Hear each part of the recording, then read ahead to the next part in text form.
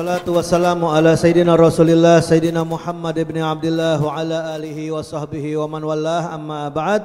Meneruskan istiqamah kita selepas pembacaan salawat burdah di bulan yang mulia, bulan Dzulhijjah, di malam-malam 10 yang sangat agung lagi luar biasa, dijadikan sumpah oleh Allah Subhanahu wa taala dalam Al-Qur'an, wal fajr wal layalin ashar. Bahkan di bulan ini adalah bulannya orang-orang melaksanakan ibadah haji. Maka berkenaan dengan haji ada cerita yang sangat unik dan menarik yang terjadi pada yaitu abad 2 atau 3 Hijriah, di mana waktu itu ada seorang ulama yang terkenal, di mana ulama tersebut kata Habib Muhammad bin Hadi diceritakan qala radhiyallahu ta'ala anhu wa nafa'ana bihi wa bi ulumi fid dharain amin, kana Hatim al-Asam azima ala an yahujja baitullahil haram. Dulu ada seorang alim, seorang wali, seorang yang sangat mulia yang bernama Hatim al-Asam. Hatim al-Asam ini dulu pernah berkehendak untuk melaksanakan ibadah haji ke Baitullahil Haram. Kebetulan wa kana haluhu al-faqr. Ini Hatim ini biar dia orang alim, dia orang ahli ibadah, dia kekasih Allah, akan tetapi keadaan duniawinya itu enggak seperti orang-orang yang berkecukupan. Beliau ini ada di bawah derajat kemiskinan. Beliau ini adalah orang yang fakir. Lam yakun ma'ahu syai' minal mal. Gak punya sedikit pun daripada harta. Wa amma haluhu indallah fa'azim. Akan tetapi biarpun beliau ini orangnya miskin, fakir, gak punya harta, akan tetapi keadaannya di sisi Allah begitu amat sangat agung, begitu sangat amat mulia. Bayangin, namanya aja Hatim al-Asam. Al-Asam itu dalam bahasa Arab artinya tuli. Kok ada ulama dibilang tuli? Kalau di kita kan pelawak ada tuh yang namanya bolot, bolot sama malih. Kalau itu emang asli denger, cuman di apa? Dituli-tuliin biar apa? Biar jadi lawakan. Kalau ini Hatim al-Asam, kok ulama dipanggil apa? Tuli, gak denger, budek. Nah, ternyata kejadian itu terjadi di saat dulu ini rumahnya Hatim al-Asam ini banyak orang-orang yang minta doa, minta pertanyaan ilmu. Pokoknya beliau ini jadi orang rujukan di zamannya. Datang kepada beliau seorang wanita tua yang mana mengadukan problematika kehidupannya kepada Hatim al-Asam. Dan di waktu lagi ngomong tiba-tiba itu perempuan kagak tahan kentut depan Hatim al-Asam. Kentut depan ulama besar. Malu itu perempuan, merah wajahnya. Tapi luar biasa, lihat bagaimana Hatim al-Asam menutupi rasa malu dan kehormatan perempuan tersebut. Setelah dia beres cerita, Hatim al-Asam bilang begini, irfa'i sautak, irfa'i sautak. Coba ente kencengin suaranya, kencengin ngomong ente, anak gak denger katanya. Hah? Gak denger? Lah berarti anak kentut tadi gak denger dong dia. Apa? Coba ngomong lagi yang kenceng tuh perempuan. Enggak kurang dengar. Lagi. Dicerita lagi yang kenceng lagi. Sampai oh iya masalah ente begini. Ini jawabannya begini beres. Itu dari semenjak itu perempuan terjaga kehormatannya, kagak malu depan orang-orang, dan semenjak itu sampai meninggal itu perempuan selama 15 tahun lamanya Hatim pura-pura budeg, pura-pura tuli untuk menjaga kehormatan satu orang yang beriman kepada Allah sesama saudara Islamnya. Inilah luar biasa. Makanya beliau dijuluki Hatim al-Asam. Maka setelah meninggal itu perempuan, baru beliau normal seperti biasa. Ini akhlak, ya. Ini budi pekerti yang sangat agung. Hatim al-Asam sampai beliau ini memiliki yang mana kedudukan sangat tinggi di sisi Allah. Nah, ketika itu Hatim al-Asam di waktu itu pengen berangkat haji. Akhirnya dia berkata begini, faqala li zaujatihi inni azamtu alal hajj hadhihi sanah. Dia izin dulu, dia ngomong sama bininya, ya, istrinya. Dia bilang begini, saya ada niatan pengen berkehendak untuk berangkat haji tahun ini. Faqala lahu, nah yang namanya bini, wah beda urusan. Kalau udah yang namanya bini, ya ini orang mau berangkat haji. Haji zaman dulu sama haji sekarang beda. Haji sekarang 9 jam, 7 jam udah nyampe ke Mekah. Zaman dulu jalan darat, zaman dulu lewat laut, bisa berbulan-bulan. Mending kalau selamat, kalau kagak selamat kagak balik lagi. Nah ini ketika didengar suaminya mau berangkat haji, itu istrinya langsung ngomong begini. Faqalat lahu, kaifa turid an tahuj? Ente gimana sih? Tuh lihat perempuan tuh, hebatnya perempuan. Ya, hatta wali min auliyaillah bisa didebat. Gimana sih ente mau berangkat haji? Walam yakun ma'ak minal mal syai'. Kan ente tidak ngerti, ente paham. Ente ini orang miskin, orang fakir. Ente nggak punya harta. Wa idza dhahabta man tatrukana yata'ahadna wa ya'tilana bil qut. Kalau ente berangkat, terus ente tinggalin kita sama siapa? Siapa yang bakal ngurus kita? Siapa yang bakal datengin kepada kita makanan? Ayo, siapa yang ngasih nafkah sama kita? Fatathabbatathu anis safaril hajj. Itu wali min auliyaillah, di orang alim. Dibilang begitu sama bininya langsung diem dia. Langsung apa? Terhalang. Dia punya apa? Punya niatan untuk berangkat haji gara-gara ucapan bininya. Kenapa? Masuk logika. Iya juga. Lah kalau gua berangkat haji, ntar bagaimana bini gua? Anak gua bagaimana? Lah gua ada aja susah banget nih hidup. Gimana gua kagak ada? Akhirnya apa yang terjadi? Faqa'ada hazinan lima sami' kalama zaujatihi wa baka. Akhirnya biasa. Laki-laki tidak bercerita.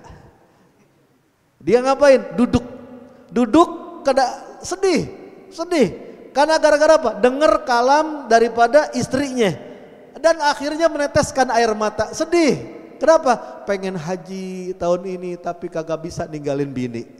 Mau haji berangkat ntar bini siapa yang ngurus ini keluarga kita. Wa qad khalat alaihi ibnatuh lahu saghiratus sin khumasiyah. Kebetulan nih luar biasa ya. Biasanya tuh yang peka itu bukan bini kita, tapi anak kita biasanya. Apalagi kalau punya anak perempuan. Wah, itu anak perempuan tuh paling deket sama bapaknya biasanya. Nah ini kebetulan dikata Habib Muhammad bin Hadi, Hatim al-Asam ini kalau udah yang namanya dia dalam keadaan sesuatu pasti berduaan sama siapa? Sama anak perempuannya. Kebetulan dia punya putri, masih kecil umurnya. Kebetulan umurnya itu kurang lebih 5 tahun katanya. Khumasiyah 5 tahunan. Faqalat lahu, nah dengan polosnya ini putrinya nanya kepada bapaknya. Malaka ya ibnati, ya malaka ya abati, tabki. Kenapa engkau wahai ayahku nangis katanya. Akhbirni an halik wa ma abqaka. Coba kabarkan kepadaku tentang keadaanmu. Apa yang membuat kamu menangis? In qadartu ala tafriji ma bik fa'altu. Kalau seandainya saya, tuh lihat tuh si putri luar biasa. Seandainya saya mampu untuk bisa melepaskan kesulitan yang mana ada pada dirimu wahai ayahku, maka saya akan bantu, saya akan lakukan. Wa illa, kalau misalnya saya kagak mampu kata nih anak, bakaitu mathlaka. Ya udah kita nangis bareng-bareng deh. Ya, kalau bapak nangis kita ikut nangis juga dah. Karena kita nggak bisa bantuin katanya. Faqala laha, kata nih Hatim al-Asam, kesentuh dia oleh ucapan putrinya ini.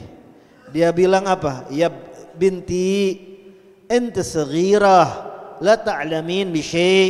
Kata ayahnya, wahai putriku, engkau ini masih bocil, masih kecil. Ya Allah 5 tahunan, kagak paham apa-apa ente, kagak tahu urusan orang tua ente mah, kagak bakal paham urusan dapur, kagak paham masalah ekonomi, ente kagak paham dah pokoknya.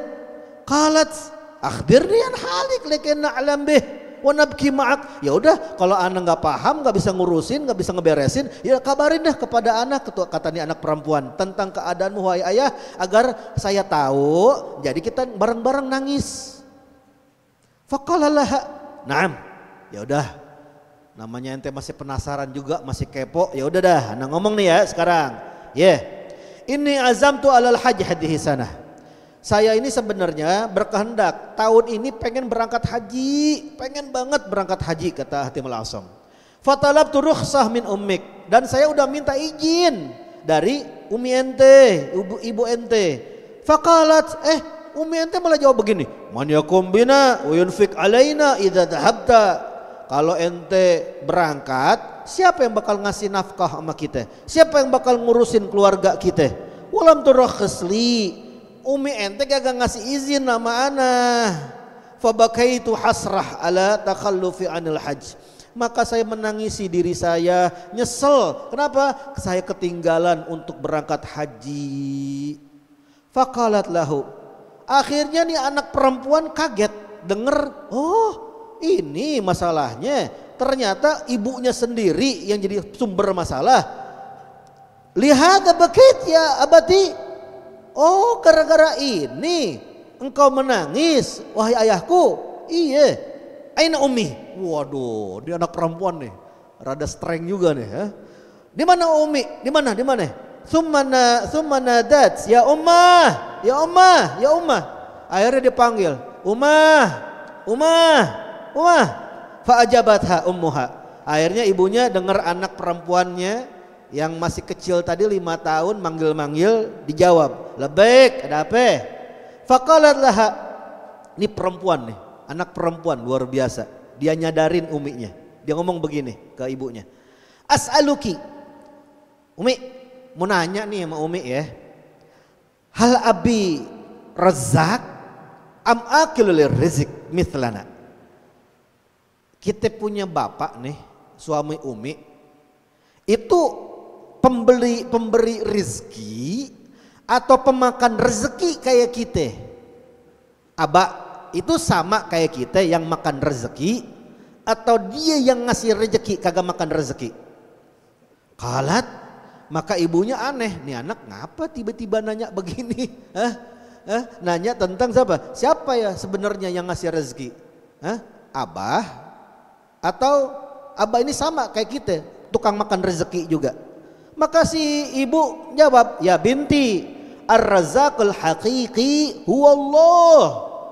Maka si ibunya ngajarin sama anaknya, putriku, sesungguhnya yang hakikatnya itu sebenarnya yang memberikan rezeki itu adalah Allah, bukan abah ente. Wa amma abuka, adapun kau punya ayah, fahuwa akilir razak, itu adalah pemakan rezeki. Saya sama kayak kita, idza wada'na lahu syai' akalahu. Kalau kita nih kata ibunya masak sesuatu, kita taruh tuh di meja, ntar si bapak bakal makan apa yang kita udah sajikan. Jadi dia ini pemakan rezeki, bukan pemberi rezeki. Yang ngasih rezeki itu semuanya hakikatnya siapa? Allah. Faqalatul binit li ummiha.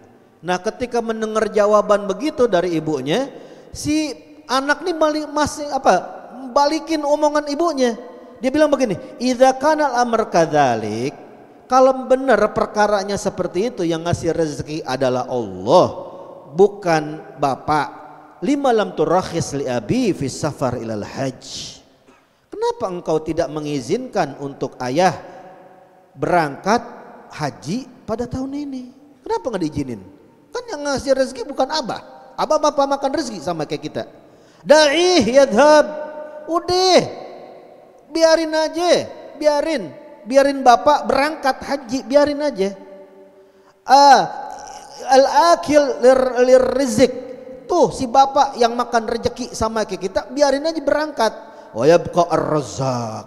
Nanti kalau yang makan rezeki udah berangkat haji, nanti yang ngasih rezeki kan masih ada tetap sama kita. Siapa? Allah. Farakhasat lahu. Tuh hebatnya. Si anak perempuan bisa nyadarin ibunya.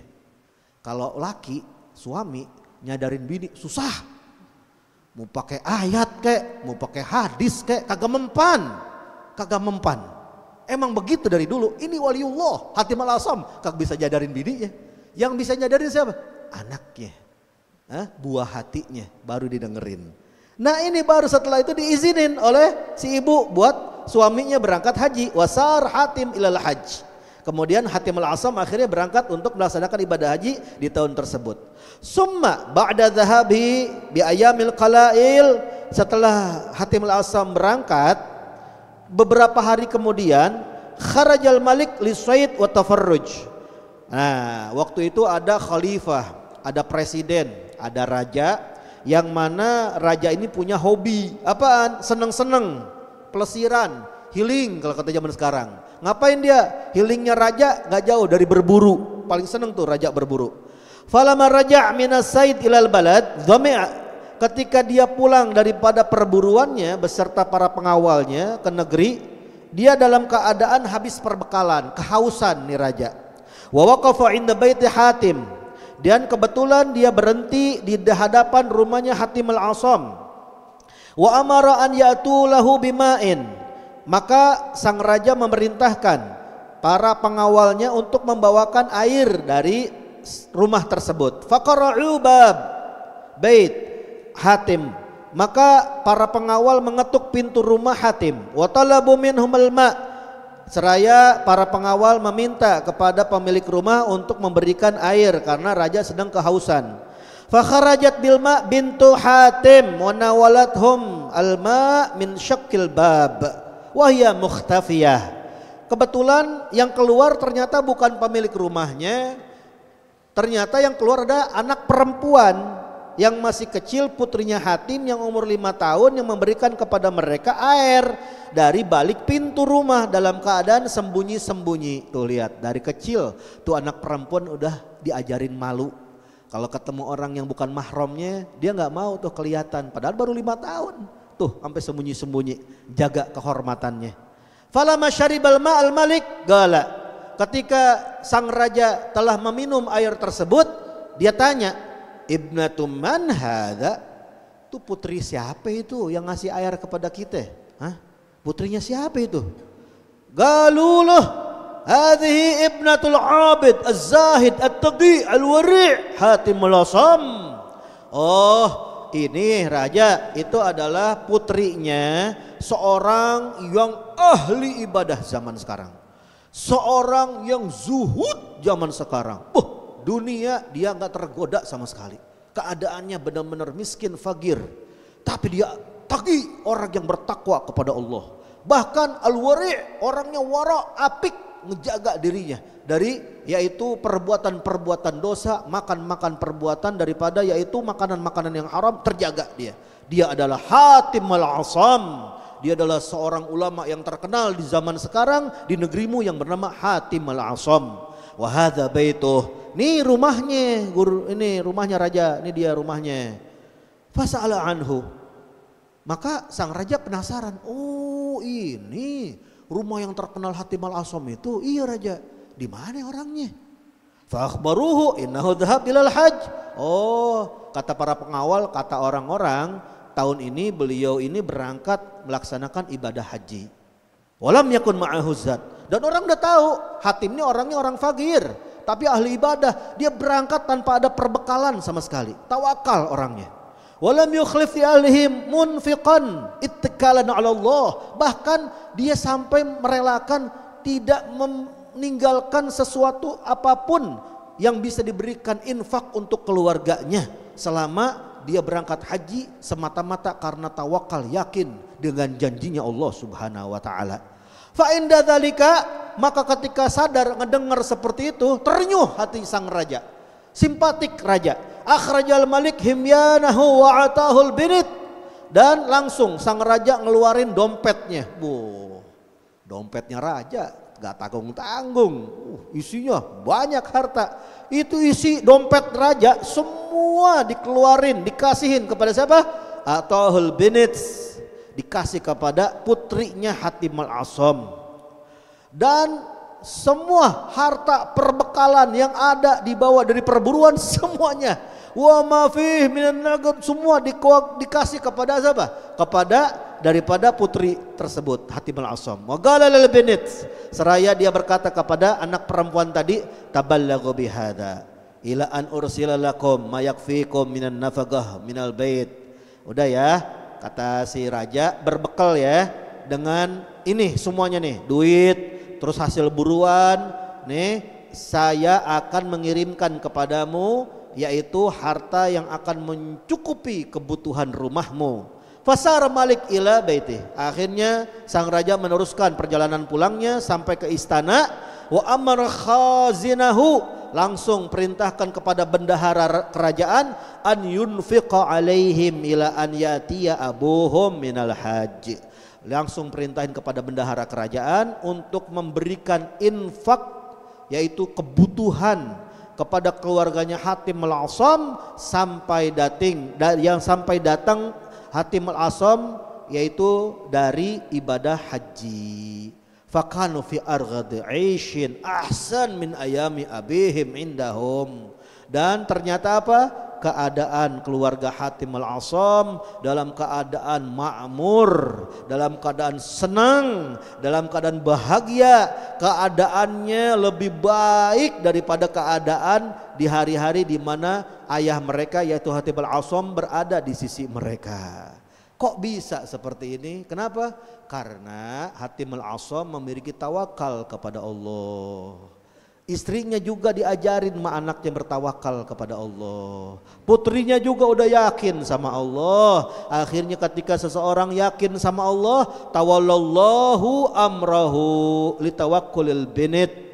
Sehingga akhirnya Allah sendiri yang mengurus semua perkara keluarga Hatim al-Asam dikarenakan putrinya memiliki sifat tawakal yang diajarkan oleh ayahandanya.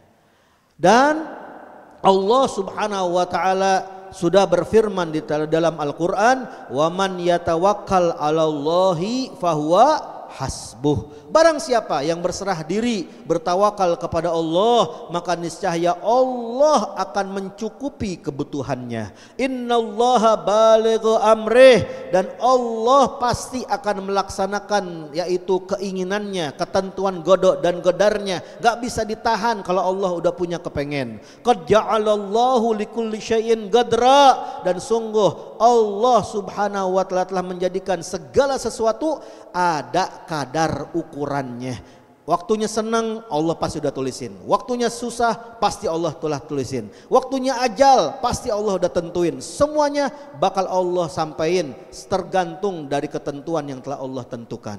Maka setelah bercerita seperti itu, Habib Muhammad bin Hadi berkata seperti ini. Summa qala Sayyidi Muhammad, unduru ila hadhil binit. Coba ente perhatikan, renungkan kepada anak perempuan ini. Wa ma'ataha Allah minat tawakkul ma'a sigari sinha. Ini bocil yang kagak paham apa-apa, udah Allah berikan sifat tawakal sedangkan umurnya masih kecil. Walakin hadza laisa biba'id, tapi perkara ini bukan perkara yang jauh. Oh, ini mah gak mungkin, jarang kayak begitu. Enggak seperti itu. Wa qad qalallahu fi kitabihi, bahkan Allah telah berjanji di dalam Al-Qur'an, laula rijalun mu'minun. Kalau bukan karena orang-orang kaum laki-laki yang beriman, kata Allah.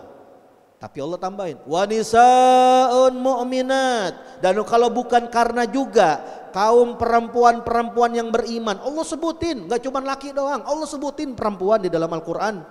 Wa kam min imra'atin khairun min rajulin. Berapa banyak, kata Habib Muhammad bin Hadi, perempuan itu lebih baik daripada kaum laki-laki.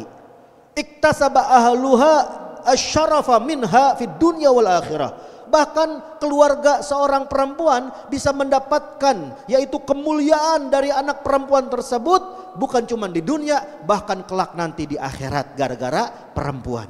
Walam yaktasibuhu min rajulin, dan ternyata kemuliaan tersebut gak didapatkan, gak diusahakan oleh seorang laki-laki. Bukan karena ayahnya, bukan karena anak lakinya, bukan karena kaum laki-laki, tapi karena perempuan, anak perempuan.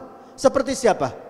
Mithlu Aminah ummun Nabi sallallahu alaihi wasallam. Seperti Sayyidah Aminah binti Wahab, ibunda baginda Nabi Muhammad sallallahu alaihi wasallam. Lam yakun li abiha wala li aliha dzikrun mithluha. Gak pernah tuh ya tercatat di dalam sejarah penyebutan ayahnya, penyebutan keluarganya, kerabatnya, leluhurnya, gak pernah disebut-sebut. Gak pernah disebut-sebut tuh Wahab tuh seperti ini, ayahnya Aminah seperti ini, kakeknya Aminah seperti gak pernah disebutin. Wahya lam tazal tuzkar, sedangkan Sayyidah Aminah senantiasa disebutkan, senantiasa diingat oleh orang. Sedangkan abahnya biasa aja, kakeknya biasa aja. Tapi yang justru disebut-sebut adalah anaknya, cucunya, yaitu siapa? Sayyidah Aminah binti Wahab, ibunda Rasul sallallahu alaihi wasallam. Kenapa selalu dikenang? Siapa yang selalu disebut? Wajaat bi khairil khalqi ajma'in, karena dari Sayyidah Aminah lah beliau bisa melahirkan seorang makhluk terbaik dari seluruh alam semesta, yaitu baginda Nabi Muhammad sallallahu alaihi wasallam. Katsir minan nisa ji'na bil auliya wal anbiya, bahkan banyak lagi dari kaum wanita yang bisa yaitu melahirkan para aulia-aulia Allah, bahkan para nabi-nabi semuanya lahir bukan dari kaum laki-laki tapi kaum wanita. Lihat bagaimana Sayyidina Hasan dan Sayyidina Husain lahir daripada putri Nabi sallallahu alaihi wasallam yang bernama Sayyidah Fatimah Zahra. Dari keduanya muncul para aulia Allah seperti Sultanul Aulia wa Ghulwatul Asfiya Qutbur Rabbanil Hiknurain Sayyidi Syekh Abdul Qadir Al-Jailani dari Sayyidina Hasan, dan juga Sayyidina Husain seperti Imam Muhajir Ahmad bin Isa, seperti Ustaz Al-Azham Al-Faqih Al-Muqaddam Muhammad bin Ali Ba'alawi, dan terus menerus sampai keturunannya, semua keturunan dari seorang perempuan yang bernama Sayyidah Fatimah Zahra. Bahkan kita punya guru Al-Habib Hasan bin Ja'far As-Segaf, itu terlahir dari seorang wanita, anak satu-satunya daripada Habib Hasan bin Muhsin dan Syarifah Maryam binti Muhammad bin Abdullah bin Salim bin Ahmad Al-Attas, itu adalah Syarifah Fatmah. Dari Ummi Fatmah lah lahir guru kita Al-Habib Hasan bin Ja'far bin Umar bin Ja'far As-Segaf. Wal insan ma hu alim bil khair hu fi unsa au dzakar. Jadi yang namanya laki-laki, yang namanya bapak, kagak tahu bakal datang kebaikan tuh dari siapa, dari anak perempuannya apa dari anak lakinya, kita nggak tahu. Jangan pernah ngebeda-bedain. Ya Allah, anak belum punya anak laki, ya Allah anak-anak cuman perempuan doang. Jangan berkecil hati. Kenapa? Karena kita nggak tahu dari mana Allah akan mendatangkan kebaikan, kemaslahatan untuk kita dari seorang yang namanya wanita. Seperti Habib Hasan bin Muhsin, ya, punya anak satu-satunya dari Syarifah Maryam cuman ibunda Syarifah Fatmah. Tapi lihat ketika Syarifah Fatmah menikah dengan Abah Ja'far, punya anak, semuanya menjadi ulama. Maka kita, kata Habib Muhammad bin Hadi, jangan pernah berkecil hati, bertawakal kepada Allah Subhanahu wa taala dengan cerita daripada Hatim Al-Asam tentang perihal putrinya ini. Maka Habib Muhammad bin Hadi berdoa kepada Allah Subhanahu wa taala, Allahumma ja'alna mimman tawakkala alaik. Ya Allah, jadikan kami termasuk golongan orang-orang yang bertawakal kepadamu,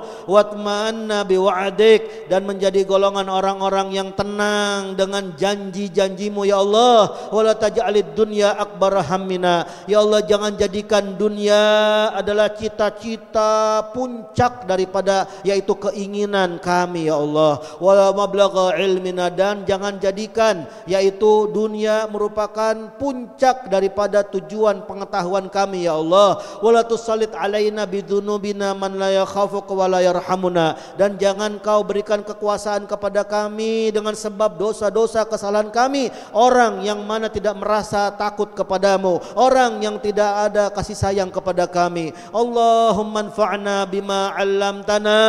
Ya Allah, berikan manfaat kepada kami dengan ilmu yang telah kau ajarkan kepada kami. Wa 'alimna ma jahilna. Ya Allah, berikan kepada kami ilmu, ajarkan kami dari ilmu yang belum kami pahami. Wa barik lana fima razaqtana. Ya Allah, berikan keberkahan kepada kami atas rizki yang telah Engkau berikan. Wa balighna kullasul. Ya Allah, sampaikan kami kepada seluruh permohonan, seluruh permintaan, seluruh doa dan cita-cita bijahir Rasul, berkahnya Rasulullah sallallahu alaihi wasallam, wa salafil fuhul, dan kaum salafus saleh, orang-orang yang terhormat lagi yang mulia, wal hikna bis salihin, dan kumpulkan kami dengan orang-orang saleh. Amin amin ya rabbal alamin. Wa sallallahu ala sayyidina Muhammadin wa ala alihi wa sahbihi wasallam. Walhamdulillahi rabbil alamin.